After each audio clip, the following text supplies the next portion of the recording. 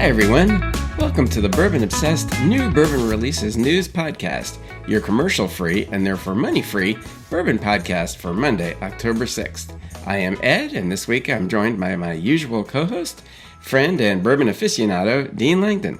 Dean, how are you doing today? Doing wonderfully today, Ed. It's been a great weekend. It was bourbon on the banks. The weather has been beautiful. Just like a hog and high cotton. I think that's mixed metaphors, but it's been good. So. Yeah, the Bourbon and Banks was a very nice festival. You had been before, but for me it was the first time that I had been. So it certainly doesn't have the oomph of the Kentucky Bourbon Festival, but there's a lot of craft distillers. The longest line I saw was maybe 7 or 8 people. You could actually talk to the people there, and some places I didn't even get to all the places I'd never heard of before. Oh, no. I felt bad about that, but man, it was great because I'd never heard of them and I wanted to try them. Well, I tried to intentionally go to all the places I hadn't heard about, which is usually my goal at these festivals. But it was very cool and it had a number from out of state as well. Yeah.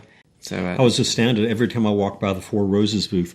There was nobody there. Really? Well, they just had like their small batch there. They had their 3 basic products, and so people weren't there for that. Did you make it down to Makers? I did make it to Makers. They had their 2023 wood finishing series, which was very nice. Yeah, I was very surprised to see that. I hadn't had that in ages.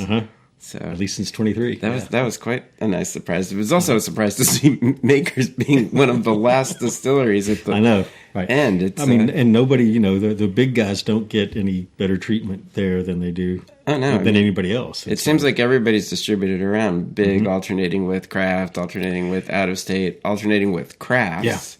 Yeah. Wine. They had wine. They had wine and beer. The only thing that disturbed me, and when I do my survey, I'll mention this, is Peerless was right next to a bank of porta potties, and that had some sensory dissension there. Yeah, but it is what it is. Well, but there were also some really good smells. I mean, whoever was right next to that barbecue that was cooking, that smelled phenomenal. Every time I walked by that, it's like all I wanted to do was get all of it. Barbecue, I know, right? Yeah. Well, it's a good festival, so we highly recommend it. It sells out pretty quickly. Yeah, they limit and they stagger attendance. So it's like early birds at 1, people at noon. There's another, 1 then 2, and there's another group that comes in like from 4 to 6. It's like a twilight group. And so I think that's a great idea. It just sort of modulates things. Yeah, I mean, well, I don't think the earlier people necessarily leave. It just progressively gets more people, so it costs less if you come for that last 2 hours than if you come early. It costs a little bit more. But that's also perfect for anybody that couldn't get there for the whole day or had to work or something or could get out early because normally you'd be buying a full price ticket. Here you could just buy the 2 hours and go, which is I think it's a great festival. They have 5 or 6 people playing music throughout the grounds, which is a nice touch. I had never seen. I did not expect that. I actually saw it on the map, and then I was like, "There's going to be 5 stages of music." It's all acoustic. It's all pretty laid back, and so they've done a great job of building it. It's changed a little bit in the 3 or 4 years I've gone. It's gotten better and just more organized and things like that. So, but I gotta say, the other thing they did really well was just the stuff no one ever talks about it. But I mean, there were plenty of banks of porta potties spread throughout the festival. I mean, you were never more than like 100 feet from a set, and then water everywhere.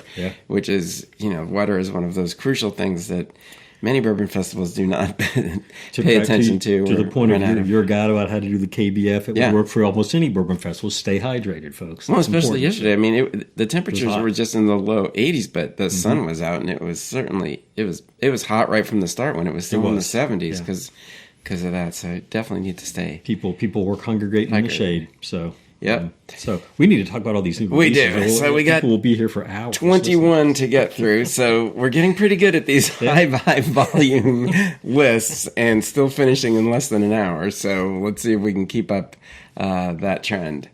So we're going to start with Angel's Envy. So Angel's Envy 10 cask strength, the brand's first age-stated release, arrives October 10, 2025, exactly 15 years after Angel's Envy's bourbon's originally planned debut. The original October release date was delayed as Lincoln Henderson, who y'all may recognize his name from the Hall of Fame and Old Forester and all. But obviously started this with his family. But anyway, Wes Henderson. But he did not feel that the bourbon was ready. So, however, the date still lives on every cork, which I actually had never noticed, and at bar 1010, which is the bar at the Angel's Envy Distillery. So aged a cumulative 10 years, and we stress cumulative because there's one interesting point to talk about in this, in New American oak and port wine barrels and bottled at 122.6 proof. This whiskey was crafted by master distiller Owen Martin. Only 24,480 bottles will be available for $249.99. There will be special tastings from October 10 to October 12th, and they can be booked at angelsenvy.com. And those sound pretty good, so if you're interested in doing one of those, or there's one of them's a tasting with with Owen, which is nice. Probably really good. Probably could already be sold out, but maybe not. So if you're interested, I would check that right away. Yeah. That's a neat product. I appreciate the fact that they're commemorating the 10 years, or the desire to have first put bourbon out in October of 2010. Of course, they didn't, but that's the right thing to do, is to wait until it's ready. I'm curious how long it was aged in a new charred oak barrel as opposed to finished. But they're not going to tell us that, are they? Well, this is the thing that's interesting about it. The press release says it's their first age-stated bourbon, but yet it's not an age-stated bourbon because it's carefully worded. It's like ancient age 10 stars that used to be 10 years and things like that. It's literally Angel's Envy 10 cask strength, not 10-year cask strength. And the reason for that is because that's where it says cumulative 10 years, because the aging time in that port barrel does not count towards the age statement that you could put on a bourbon. So I think there's just a little disconnect between the way that the PR people have worded it and what it actually is. If the TTB says it's okay, the GTB, then it's okay, right? Yeah, who knows, right? But that's a clever fine line there to say, Angel's Envy 10 and not put the year after. Right. There's the word year does not appear there. Yeah. So, and then they do word this, which I don't think you put it in the label, but in the materials, the cumulative 10 years. So there's some transparency there, but there's a little bit perhaps of obfuscation, but nevertheless, it's going to be a great bourbon. Oh, absolutely. So, And it goes along that trend of people having older and older whiskeys now, and we're starting to see people put age statements back on things again. So anyway, I'm a big fan of what Owen's been doing ever since he's been there. So I'm definitely excited to try this. Yeah. I was intrigued. I looked at the tasting notes on the website, and it's the first time I've ever seen this tasting note for a bourbon. On the palate, baklava. Really? That's awesome if you can pull that from it, but that's more unique than marzipan to have a baklava taste. What did somebody on the tasting panel bring in baklava for the group during that day? I don't know. I found that unique. So, and I love the way people write tasting notes. The way the producers write their tasting notes. Right, there's always a little bit of flourish there. So, well, we'll see if we get to try this. There you go. Now I've got baklava on my head, so I won't be forgetting that. But all right, moving on. So Larrikin Bourbon Company has announced its boldest release to date: a 7-year-old American light whiskey, single barrel, cask strength, and bottled at a blistering 145 proof, which would be Hazmat, over 140. This limited release will debut at Bourbon on the Banks, which it did on yesterday, 2 days ago for when the podcast airs, on October 4, with bottles available at the festival, the distillery, and online, and at select retailers on October 6th. This one's a beast, said Greg Keeley, founder and distiller at Larrikin Bourbon Company. 7 years in the barrel, bottled straight from the cask. It's bold, brash, and unashamedly different. American light whiskey doesn't always get the respect it deserves, but at 145 proof, it bloody well steals the show. So we don't actually have the price on it. Wasn't given on the press release, but and neither Ed nor I had the prescience to go by the Larrikin booth at Bourbon on the Banks on Saturday and try it, so we can't give you a firsthand account. But Well, on my behalf, I was staffing you were working. another you booth, were working, and they right. were sort of far and on my on the other behalf, I side. had to leave early, so I didn't get to experience the fulsomeness of the festival. But one of us should have made it. We will try it yet because I am. We will. Yes, it's not like we're going to forget about this one. 7-year-old is youngish for a light whiskey, from what I see in the marketplace. Yeah, that's because it's all the stuff that MGP was the king of it, and right? And that's all old sad. because it didn't sell. No one was interested in it when it came out. So light whiskey, for those that don't know, it's distilled to a higher proof than bourbon is. Its goal was to compete with the clear spirits back in the time of the bourbon slump when everybody was drinking vodka. But it did not do that successfully. So it sat around and aged, and now a lot of it has appeared, and it generally has a very nice taste. But yeah, 7 years is unusual. It is, yeah, and it wasn't clear if this was a Kentucky product, an Indiana product, not at least that I could see. But anyway, I'm looking forward to trying it. For some reason, I had in my head that it was Kentucky, but I didn't put it on here, and I do not know where I got that from. That's my sense, but I didn't see anything that said that. So. But I don't know of any Kentucky light whiskeys. I don't either. So right, yeah, I don't know. But anyway, yeah, whatever. Yeah. I mean, I've liked what Larrikin does, and everything is full flavored. So I mean, this is right along the same line. So I'm sure it's going to be good. All right, next is Oaklore Distilling Company has launched Oaklore Story Series Oloroso Sherry Cask Finished 4-Grain Bourbon, a 6-year-old, non-chill filtered small batch bourbon bottled at 95 proof and priced at around $100. Limited to just 750 bottles, this release blends 5 to 6-year-old wheated and rye bourbon mash bills for a composite mash bill of 70% corn, 10% rye, 10% wheat, and 10% malted barley, before finishing for 12 to 18 months in Spanish Oloroso sherry casks. Aged in the humid subtropical climate of North Carolina's Piedmont region, where frequent daily temperature swings accelerate oak interaction, this release benefits from a more consistent and even maturation profile, and they're referring to Kentucky's, whether we have bigger fluctuations.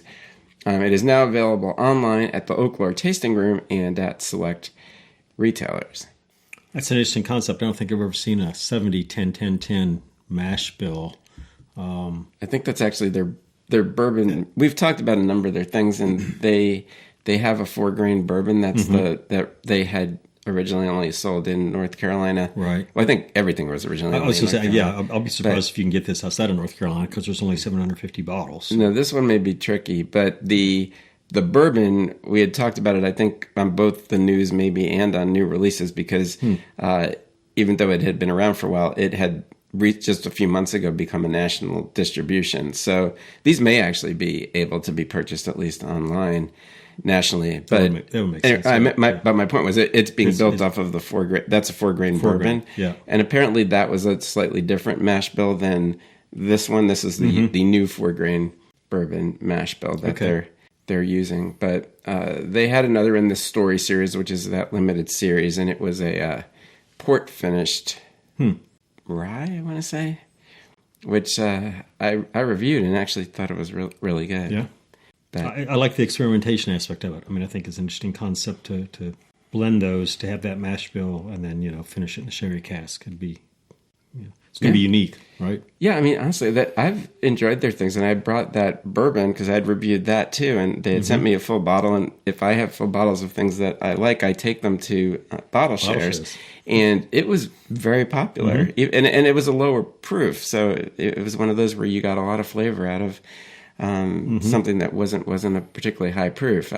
This is a little higher. I think the bourbon was was lower than this. This is what, 95 proof? Yeah. Yeah, so that's a decent proof point. Anyway, so my brother-in-law and sister-in-law live in Charlotte. We're going there for Thanksgiving, so there you go. Well, hopefully they're going to be open over the Thanksgiving weekend. If they are, I will be stopping in and perhaps trying this or the next one. Looking forward to what you dig up. Looking forward to it. So, all right. So moving on, the Jack Daniel Distillery has unveiled Distillery Series Selection 15, a sweet mash Tennessee straight whiskey, a limited edition release highlighting the distillery's annual small run of sweet mash whiskey. distilled from a mash bill of 80% corn, 12% malted barley, and 8% rye, which is the standard Jack mash bill. It was barreled in 2016 and aged for nearly 9 years on the top floors of Track 2 barrel houses before being bottled at 117 proof. It's available exclusively in Tennessee and at the White Rabbit Bottle Shop, which is the gift shop at the distillery. The 375 milliliter bottle carries an MSRP of around $45. And I don't know that they've ever... You'll know. Have they ever released this before? Not that I know of. I mean, we're seeing all this, like this sweet mash birthday bourbon. It's like everybody's. It's they do this every year. They start their distilling season with a sweet mash, and that's how they get their back set for their sour mash. Right. I mean, what did they do with all the other batches? I don't know what they did. They just blend them in. It's a great. I bet they did, but apparently they put them on the top of these warehouses.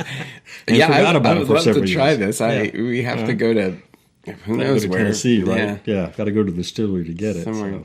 But I mean, I don't know how much there is of it even and how easy it's going to be to find in Tennessee. Right.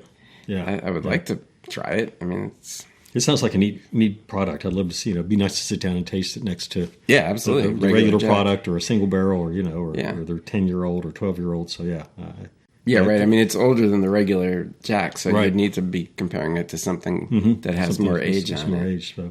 It's good that they're, I'm glad they're starting to release things like this. It helps broaden the base. Well, it makes people think differently, perhaps, about Jack Daniels. So. I think, and this is the 15th in the distillery series. So, I mean, they've been releasing a lot of interesting things for a while. And that used to have a different name, that distillery series.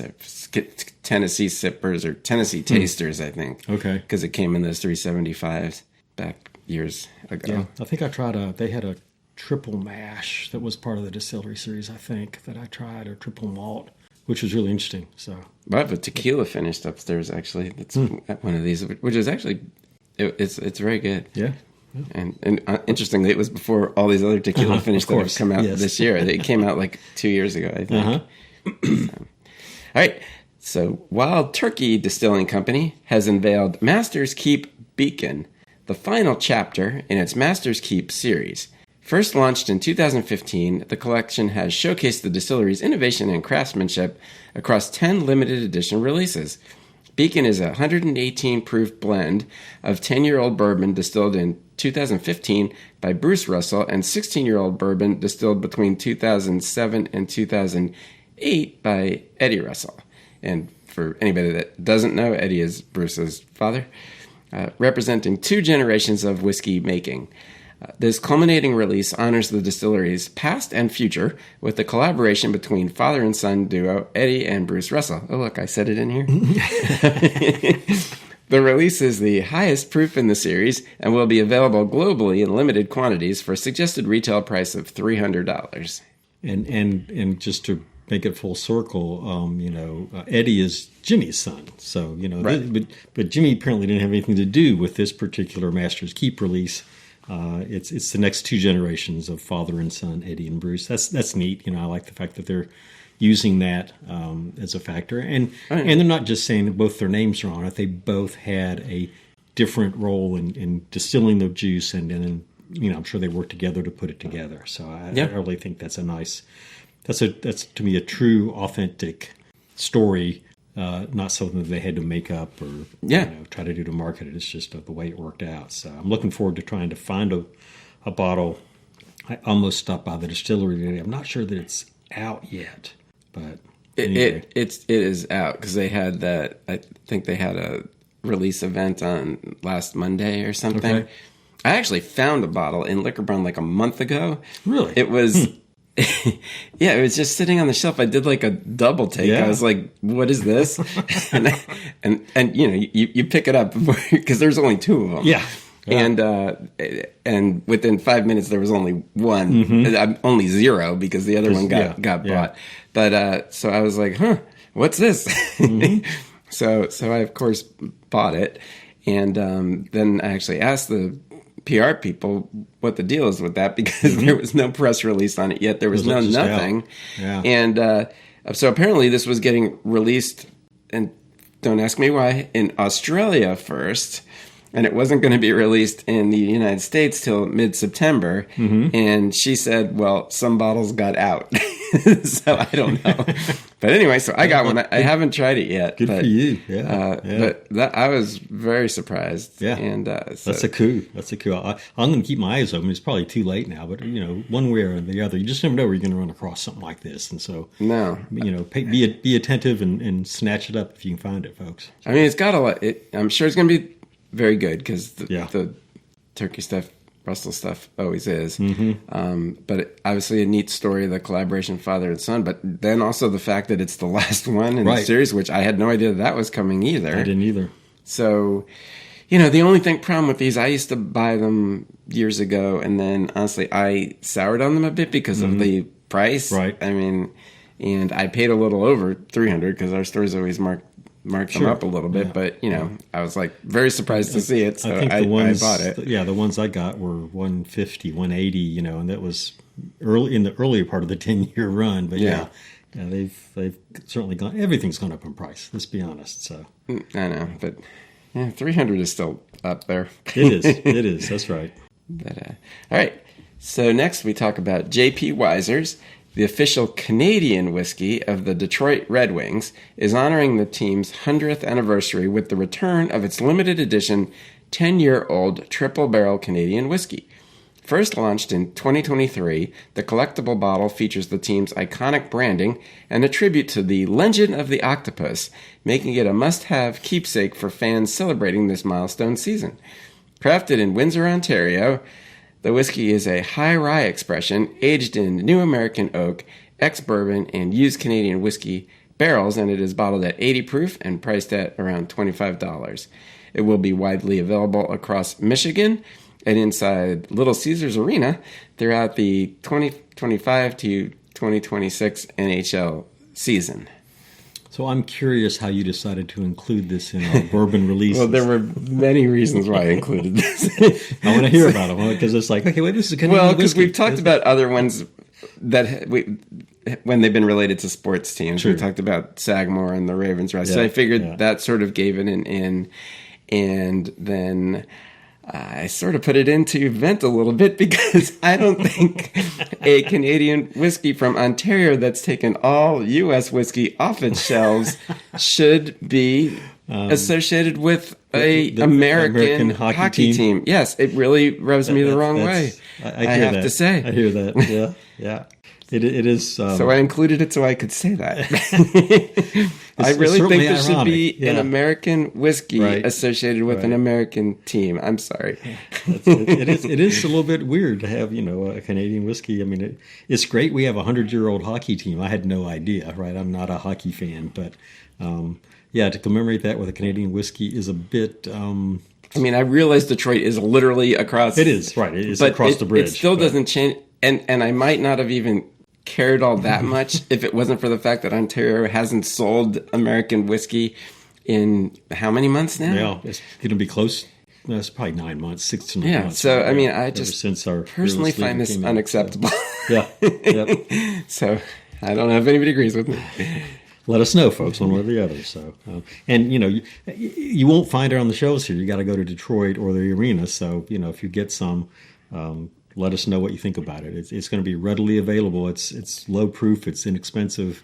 If you find some, give it a shot, right? Even though it's Canadian whiskey. I'm fairly certain if it were in Kentucky, it would go over very poorly. I'm sure it would, yeah. People will be using it to light sofas on fire after UK won, so we don't want to do that. Except you can't because it's only 80 proof. So see, you can't even use it for that. All right. Anyway, I digress. We'll move on to happier things. Mm-hmm. All right. So Barrell Craft Spirits has unveiled 12-year French oak cask finished bourbon, a limited release blend of straight bourbons distilled in Kentucky, Indiana, Tennessee, and Wyoming that underwent a secondary maturation in hand-selected French oak casks with distinct toast levels and designed to enhance its aromatic depth and enrich its palate. Blended and bottled in Kentucky at 108.5 proof, the release is available online and at select retailers for $159 for a 750 milliliter bottle. I don't have a encyclopedic memory about Barrell's products, but I don't remember them using a Wyoming whiskey before. And your inflection made me think that perhaps you haven't seen that either. No, I mean, we know there's Wyoming, well, literally Wyoming whiskey, which would be my guess of where that came from. Too. But, yep. I don't know. No, I mean, I am not an expert on every barrel release, and they have done an awful lot of blends, but it's certainly nothing comes to mind with Wyoming in it. So, but again, nice idea. I like, French oak finishes are nice. I tend to like those. And Barrell always does such a wonderful job of melding those bourbons together. There's never, I don't think I've ever had a bad one. So, well, I'm trying to. Well, they also were at the festival yesterday. So this could have been there. They also were on the. No, we were there, but I didn't make it over there either because, I was trying to work my booth and try the ones that I had never had anything from, and I do like Barrell quite a bit, but I've had their things, so I just didn't go over. But I feel like I tasted a 12-year-old at the KBF, though. I wonder if that was this. Could have been this one, right? It was early in the morning while I was standing on the Michter's line, which was directly in front right next to it. Because I actually sampled multiple things while we were waiting. I don't think I know I didn't try this at KBF, but I tried a couple of Barrell things, but not this one. So, but yeah, so good for them. They continue to come out with unique products. Yeah, and they're always good. That's how they found their niche, and they've done a great job of it. So. And I'm still waiting for my bottle of the one that you bought ages ago that we talked about like 5 months ago, Barrel Decades. Oh, the Decades? Okay, yeah. Because I ordered mine through the you still the have Total that? Wine Concierge. Yeah, over a year ago. Wow. And it's still not here. Need some follow-up. Right. So one of these days, paid for it a year ago too. If I invested in the stock market the way it's been going, you'd have $120. I'd have, yeah. Which is not bad. Instead I have an IOU. Right, you have an expectation. For a bottle of bourbon. Right. All right, so moving on. So Dierks Bentley has introduced Row 94 Full-Proof Bourbon, price of $55, the third expression in the Row 94 lineup, and the boldest release yet. Barreled at 120 proof and aged a minimum of 4 years, this uncut expression is made from the same mash bill as the original, 70% Kentucky-grown corn, 21% rye, and 9% malted barley, which we recognize as Green River's mash bill, and aged in new American white oak barrels with a level 4 char. Produced in partnership with Lofted Custom Spirits at Green River Distilling Company, the whiskey has already received a gold medal at the 2025 Ascot Awards. And so, I think our listeners and viewers should think about how many of the whiskeys we talk about today are actually Green River whiskeys, because this is not the only one. They are really making inroads as far as being a producer for other people, and landing somebody like Dierks Bentley, who's got tours going on and a pretty robust marketing campaign, is really good for them. So, well, and I'm glad to see that. It hasn't been like I'm always very cynical about that celebrity brands to start with. But I mean, he's sticking with it and continuing to release things. So it makes me feel like he's actually more invested in it than many. Right. And it's foolproof, and that's always good, right? 120 proof is hefty, and it should pack a punch, and, Yeah, I'm sure it should be good. $55 for a foolproof is... right in the market there. I mean, Dirk's not getting much for using his name at that. You can get... Well, he got it for that middle one. Remember, because we talked about... I think these have all come out since we've started doing the podcast. So the first one was like very inexpensive. That was like a 4 or 5 year, $39. I don't know, something like that. Yeah. It was very inexpensive. Then that one that was matched up to his concert tour came out. Just about a month or two ago. With almost very similar...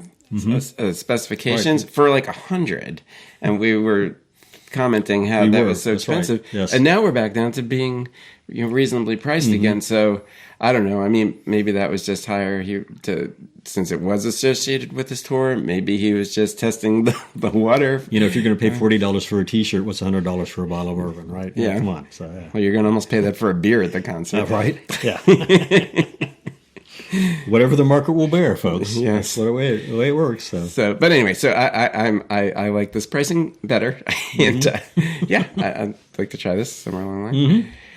All right, so next, Booker's Bourbon has released its third and should be final, batch of the year, Jerry's Batch 2025-03, named in honor of Jerry Dalton, the only master distiller, great trivia question, at the James B. Beam Distilling Company who was not a member of the Beam family. Dalton, originally a distillery chemist and close friend of Booker Noe's, went to work at Beam and eventually took over as master distiller before Fred Noe assumed the role. Fred has shared that he owes most of what he knows about the science of their craft to Jerry. This batch is aged 7 years, 4 months, and 21 days, bottled at 124.7 proof, and carries an MSRP of $100, which is the standard Booker's price nowadays. It was crafted from barrels produced on 7 different dates and aged across 9 warehouses. With this blend of batches and locations, Jerry's Batch brings together the microclimate conditions that these warehouses experience.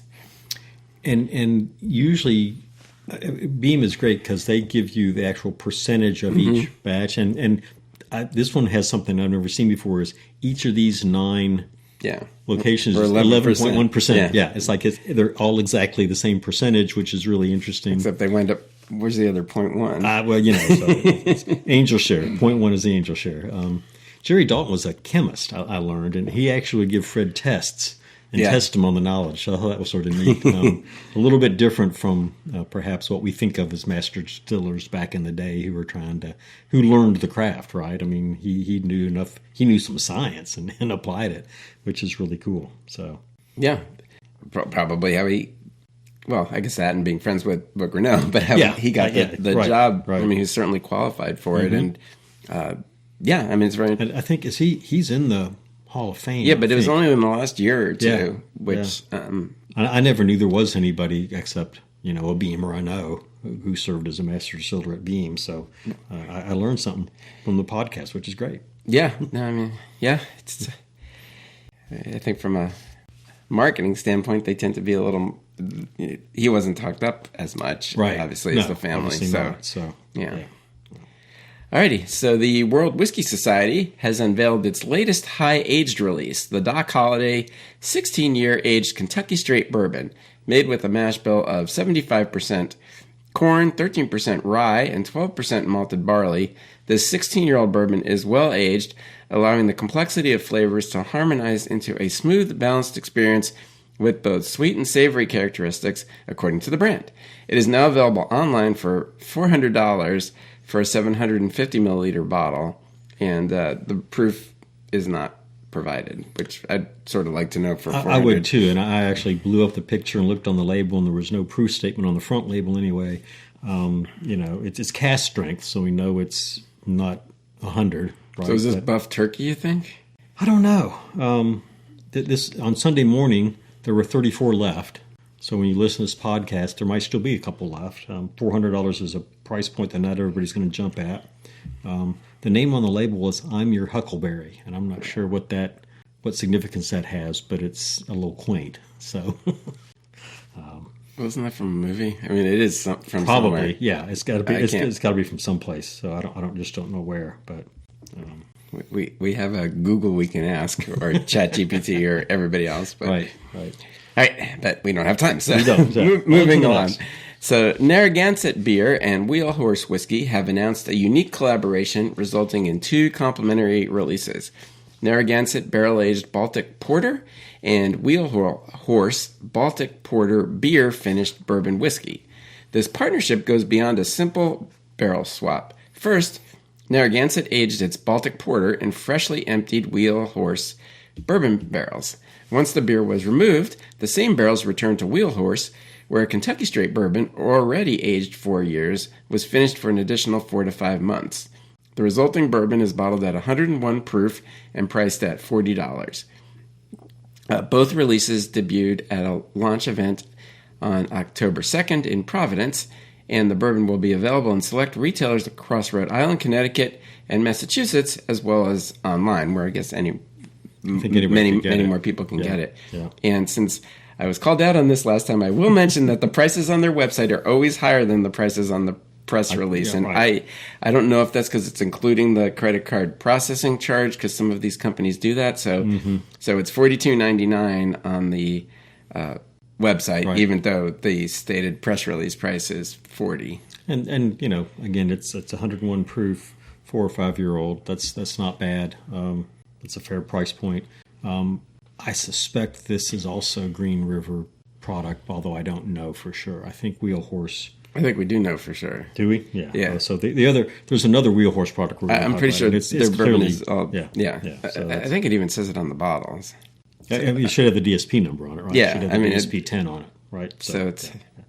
So this is for all our Northeast folks, our Northeast listeners, right? If you're in Rhode Island, Connecticut, or Mass, look for bottles on the shelves. It looks like an interesting blend. I don't drink that much beer, but I like porters and stouts. I like dark beers, and I think it works really well with whiskey. It's going to soften it. It's going to perhaps bring some of the chocolatey notes you get from a porter, I would guess. I haven't tried it, but it sounds like a great mashup, if you will. Well, we had the Westward Stout finished, which was fantastic. Which was lovely, yeah. So I'm looking for this, and actually I believe a sample of this is actually arriving tomorrow. Excellent. There's a real neat video on the Wheel Horse website about how they did this, and it's got both the brewer at Narragansett and the distiller at Wheel Horse. And they play off each other, and it's just sort of nice insights into how they did this. I think it's worked out well. I wonder if my sample's going to come with the beer. That'd be cool. Well, that'd be great. Yeah. Well, Bardstown Bourbon Company did that when they did the stout finish. They sent the beer along with it. Yeah, it was very cool to be able to compare. Mm-hmm. So, alrighty. So next is another from Wheel Horse Whiskey. Whoops.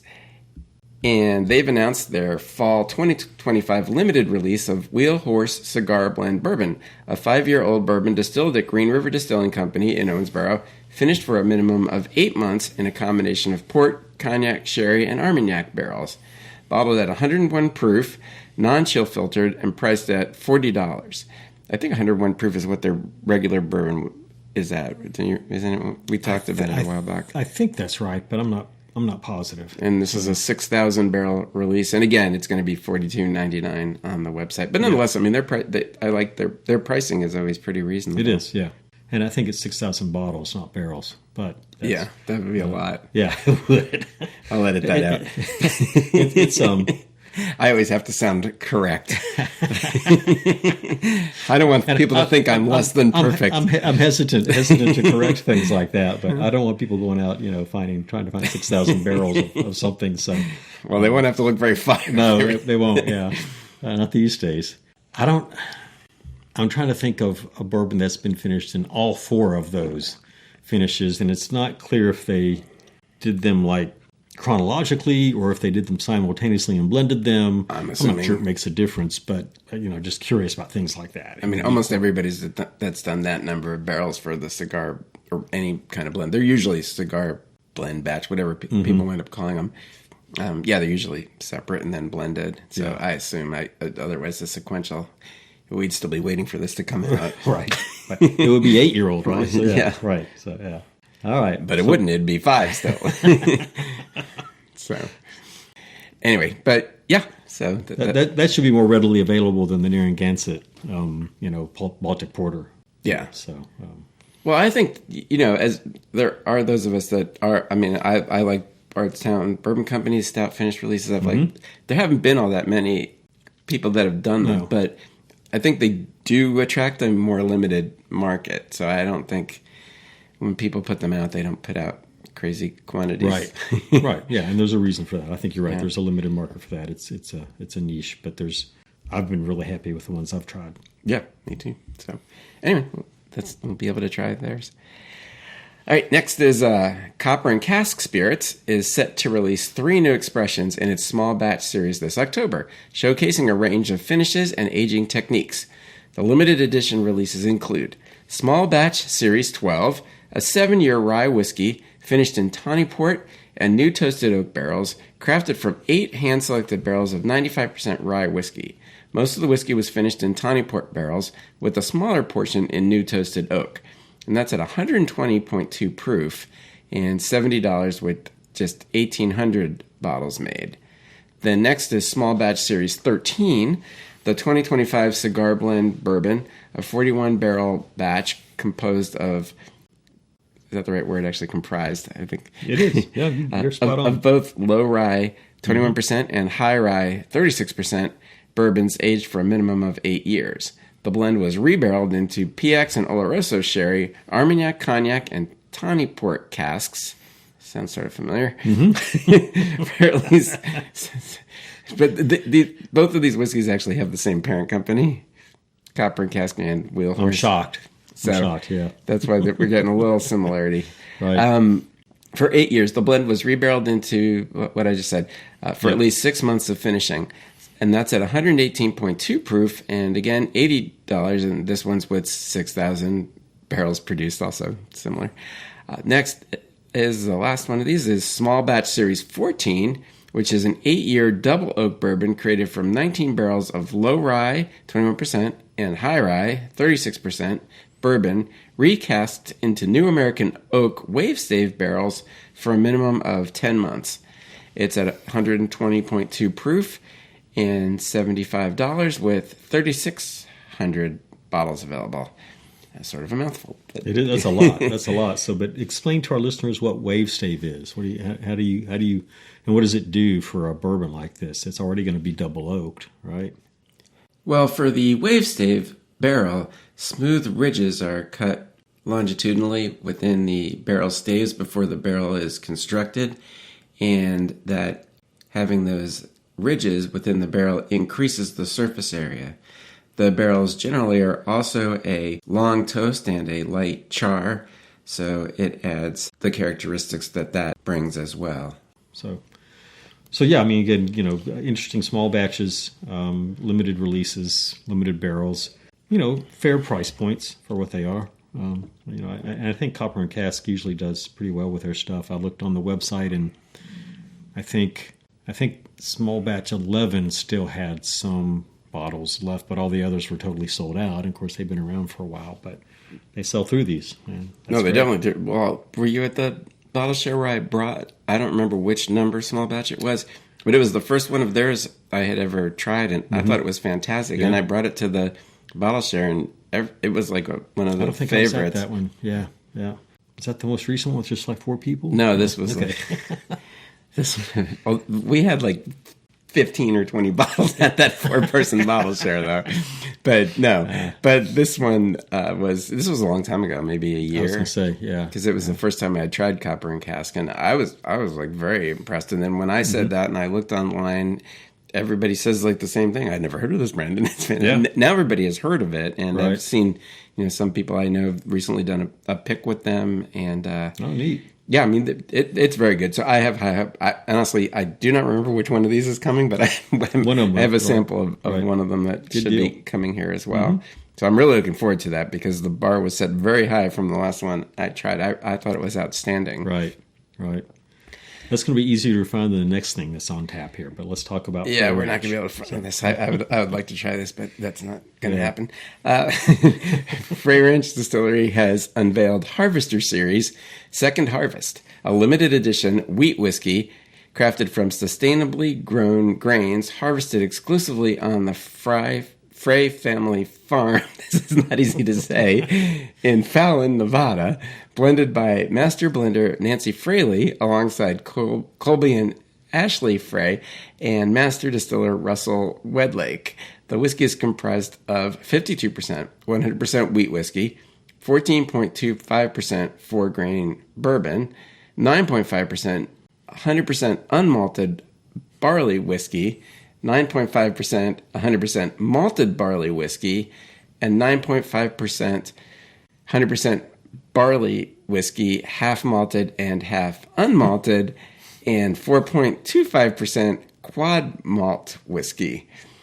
Barrels in the blend range from 4 years, 6 months to 8 years, 7 months of age, and it's bottled at 122.44 proof, and we'll leave out the marketing part, and then there's 600 individually numbered bottles are available, and they're priced at $250. But the problem with this one was that there were 333 of them that were allocated on an online lottery that already happened before the podcast aired. So even when I went to look at it, I had already missed it. And then there were 150 bottles available at the Frey Ranch tasting room on September 27th, but not heading to that part of Nevada anytime soon. That's not going to happen. So if you live in California and Nevada, the remaining bottles are going to be sold there. So I don't know if any of those stores are going to sell them online. So there's still, a little bit out there for people to buy. And, the coolest thing about this is a little tractor stopper that they put on the bottle. Yeah. But what an interesting experiment with those different whiskeys, from the different grains. And that's, if you've got your own farm and you're growing your own grains, you can do those kinds of things. I mean, this would be very difficult for anybody to duplicate.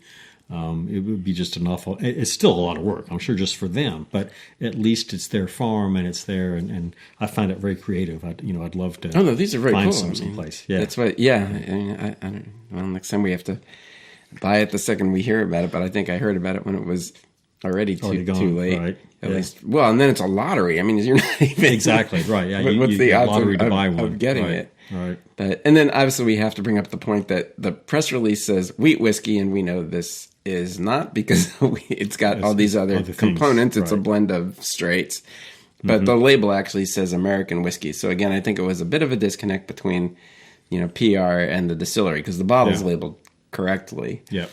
So another interesting American whiskey product, right? I mean, it's certainly not a single malt; it's a multiple malt. Maybe we get a new category. Well, multiple malt and wheat, right? And there you go. Wasn't there bourbon in there? I think there was a little bit of bourbon. Yeah. No, I'd say actually, Frey Ranch was one of the ones that I had very little experience with, and they were at the Bruzel Fest, so I did get to try a bunch of theirs there, and they were honestly very good. This one was not here, but the ones I tried were very good. So I think I've got a single barrel bourbon and single barrel rye that I was able to get online, and I've been very happy with them. Yeah, no, they make excellent. They're really not. They're not sold in Kentucky.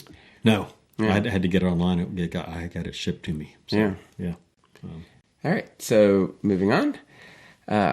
Taking a look at our time, I think we're doing all right. So, so Milam Greene has announced Guadalupe Bass Straight Bourbon, the second limited release in their 2025 Wildlife Collection.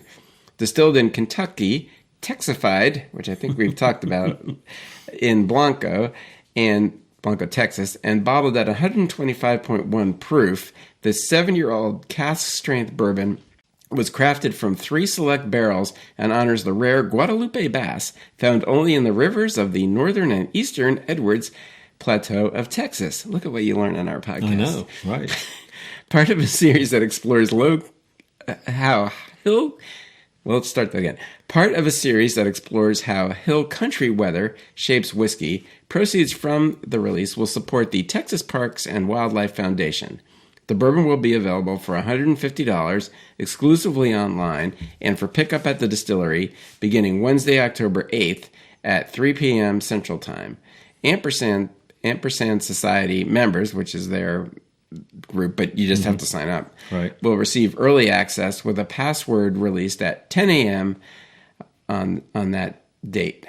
So if you want them, that's the way to get them. Yeah, my sense is there aren't going to be that many bottles of this with 3 barrels, a 60-36-4 mash bill, I think, and I think I read that it's a Green River product. Of course, it's aged in Texas. So well, that's the Texified. So they bring it down. Yeah, I don't know how many years it's. Yeah, I mean it's variable with how many years they spend in Kentucky and then Texas. I don't remember if that was in the. I don't remember seeing it. But in honor of it, we're drinking a different Milam Greene because we don't have that one. This is their bottled in bond, which, how do you like it? I like it quite well. It's the first soup had some earthiness to it that I think has gone away, and it's very tasty, very, very, it's not overly complex, but it's not just a one-note bourbon either. So... And it's helping my voice get through this lengthy 21. Medicinal whiskey, folks. Exactly. It's the key. Just remember, medicinal whiskey. But no, it's very good. And I've had a lot of the Milam Greene whiskeys, and I think that they've all been very good. I mean, I've enjoyed them. And I was telling you, I hadn't really tried the Milam Greene one, so this is really my first time that I remember trying them, and it's a good product. So I like the concept. I'm trying to think back. There was a release event that we went to in Louisville for this a media event back. I do not know exactly when. It maybe a year and a half ago. I have no sense of time anymore. But what day is it? Yeah, right. It's Monday when you're listening. I know, that's the thing. It's tomorrow. Right. It's hard enough. All right. Next is Baker's Bourbon is reintroducing its high rye 7-year-old single barrel Kentucky Straight bourbon whiskey. Made from a bourbon mash bill with more rye grain than the traditional Baker's recipe, this release highlights how the distinct grain blend influences each barrel's individuality. The liquid is distilled to proof and barreled and aged for a minimum of 7 years, allowing the bourbon to pull more caramel, dried fruit, and vanilla flavor from the barrel wood. Bottled at 107 proof and priced at $75 for a 750 milliliter bottle, each single barrel offers its own distinctive character. The whiskey pays tribute to Baker Beam, grandnephew of Jim Beam, whose experience delivering grains to the distillery deepened his appreciation for their role in whiskey making, as the story goes. That's the story goes. So, and it's a higher rye recipe, but of course they don't tell us what the recipe is, and I couldn't find it anywhere on the website. I assume not as high as Basil Hayden, unless that's what they used for it. Yeah, I don't know. What I did find was if you go to the website, if you've got a bottle of Baker's, whether it's the high rye or any other Baker's product, there's a barrel number on the neck tag. And you can go to their website and you can plug that barrel number in. Apparently, they have RFID chips on the barrels, and it will tell you where the barrel was. It will tell you what the highest and lowest temperature it experienced was. The highest, lowest. I mean, I'd never done that before, and it was just went down that rabbit hole pretty quickly this morning. No, it's pretty cool. Yeah. Did you try this last year? I did, yeah. I mean, I haven't tried this year's. I got a bottle last year. I tried it. I really liked it. I'll be looking for this one. I think it's a great product. I tried it we went to the Baker's dinner that, they have at the kitchen table at Beam. Right. So there's often focus on a specific release, and that was for this and for the Baker's 13, which is one of my favorite things that Beam makes. And yes, this was, well, the 13 was fantastic, but I'm partial to the 13.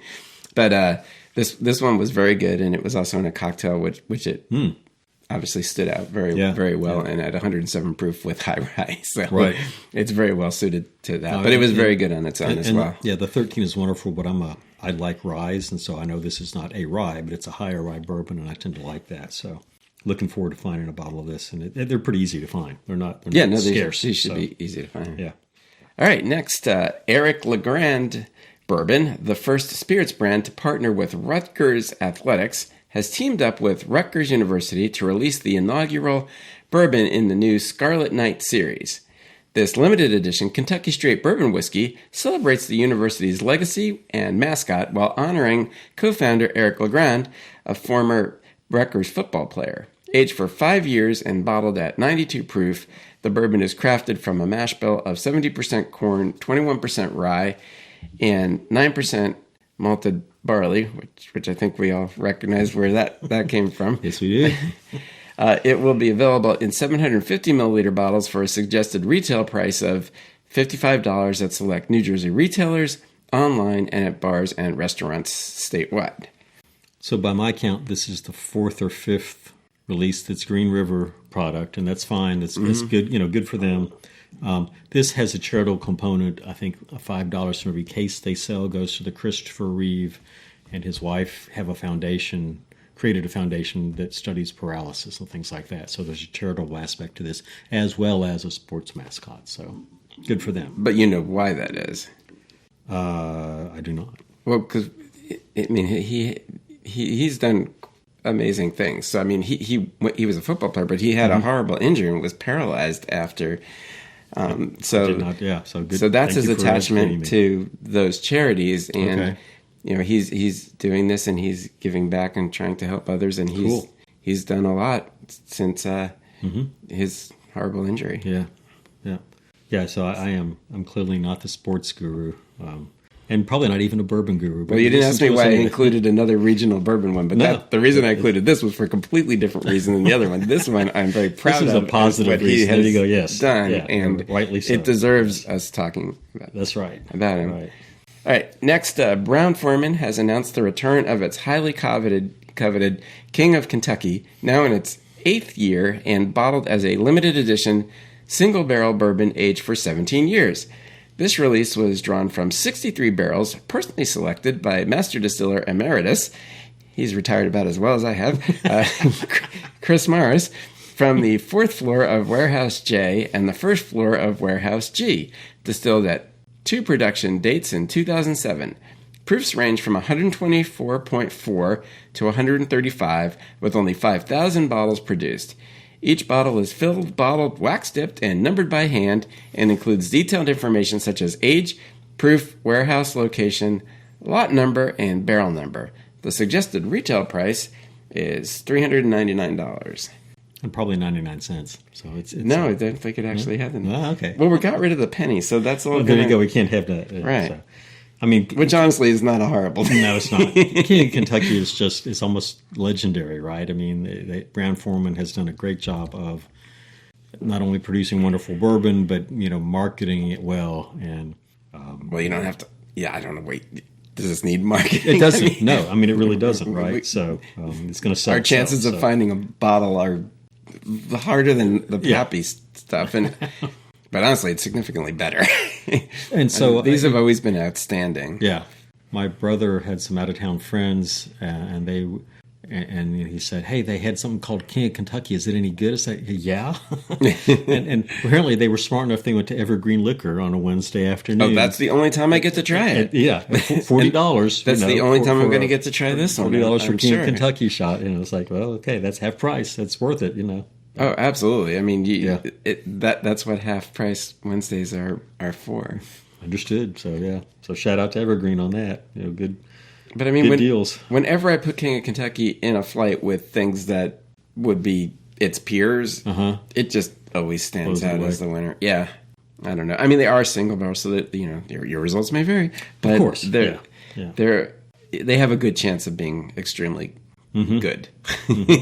I mean, if there were 63 barrels and the yield's 5,000 bottles, that's, it's 17 years old. And so that's not great yields. And so it's sort of what you expect for a 17-year-old. That's why it's $400. Right? And I'm sure there's one short barrel in there with 11 bottles in it that people are going to go crazy for. Right. And it's going to go for some ungodly amount of money. That's right. You're right. Yeah. Well, 1,000's probably an understatement. It probably is. Because just the regular goes for close to that. Right.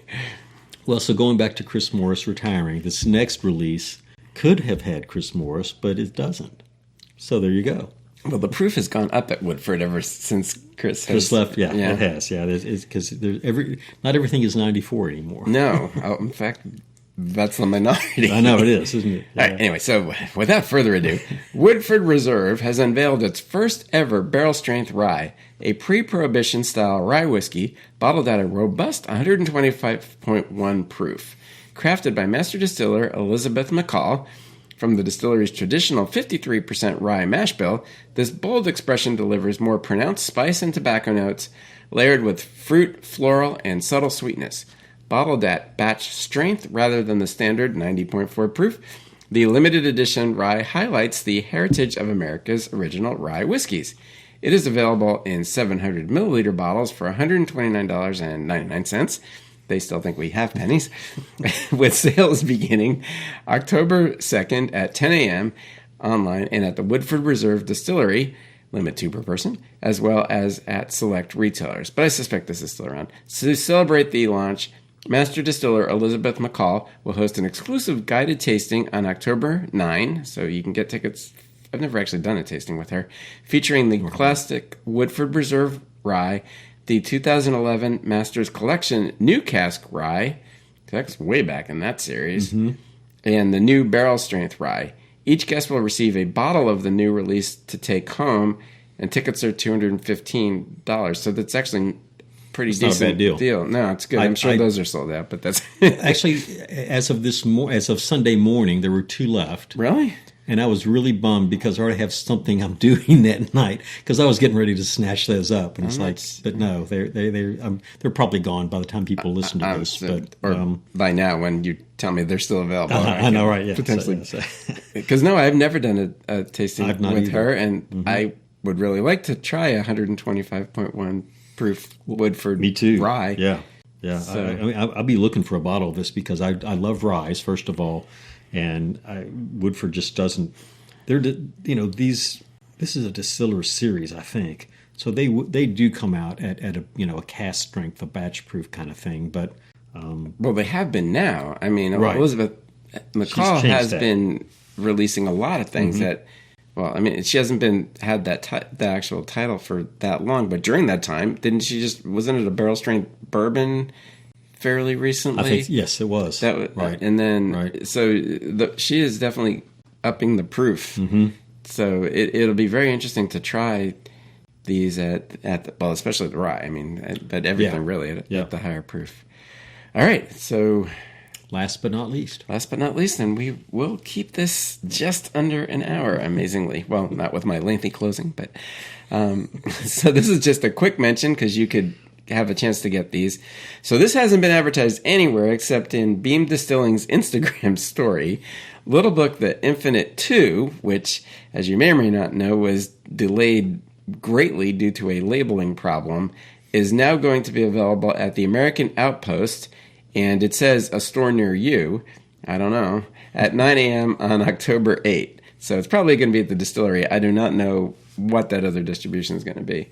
So no additional details were provided. And when I asked the PR company about it, they said the nationwide release is not going to be until, I think she said November. So wow.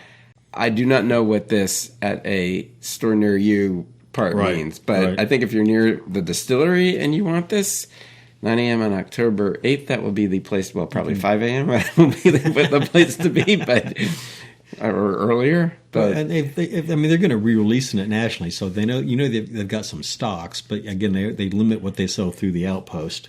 So I might go on the 9th and see if they've got some the next day, because they're going to sell out the first day, right? But they're going to hold some back, I guess. We'll see. I don't know. So. For the bowling pins, we just rolled in like 11 o'clock that morning after hiking at Bernheim and bought them and left. Right. It was very easy. Yeah. So maybe this will be the same way. Yeah. Because I definitely want to get a bottle of that. Mm-hmm. All right. Me too. Anything else to say about it? No. It's the same box as Booker, except it's black. It's really pretty if you've never seen an Little Book Infinite. So they're really cool. So. Yeah. No, and we know nothing about this. I mean, it's going to be a blend of things, I'm sure. Right. But we have no idea. So, be a big surprise. Mm-hmm. But the 8th is what?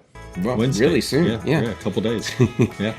Alrighty. Well, I think we did it. Well, that about does it for this episode. I hope you have enjoyed this edition of the Bourbon Obsessed New Bourbon Releases Podcast, your commercial-free and therefore money-free bourbon podcast. Please be sure to join us next Monday for our Bourbon and Distillery News podcast. We'll have lots to discuss. Also, be sure to like and follow us at your preferred podcast provider so that you don't miss an episode. And don't forget to tell all your friends too. You can also head over to bourbonobsessed.com to check out some of our over 350 bourbon reviews, including this one, and over 50 distillery write-ups. While you are there, you can also sign up to have my newsletters delivered directly to your inbox. Finally, I can also be found on Instagram at Bourbon_Obsessed and on Facebook at Bourbon Obsessed, and would love for you to follow me there as well. Dean, where can they find you? People find me on Instagram at Dean of Bourbon with underscores, and invite you to follow me. I'm not a frequent poster, but I try and make it worthwhile when I do. So like you won't see any Bourbon of the Banks photos because I was too busy drinking. Sometimes that happens. Yeah. Balance, Dean, balance. Cheers, everybody. Right, cheers, everybody. We'll see you next time. Bye.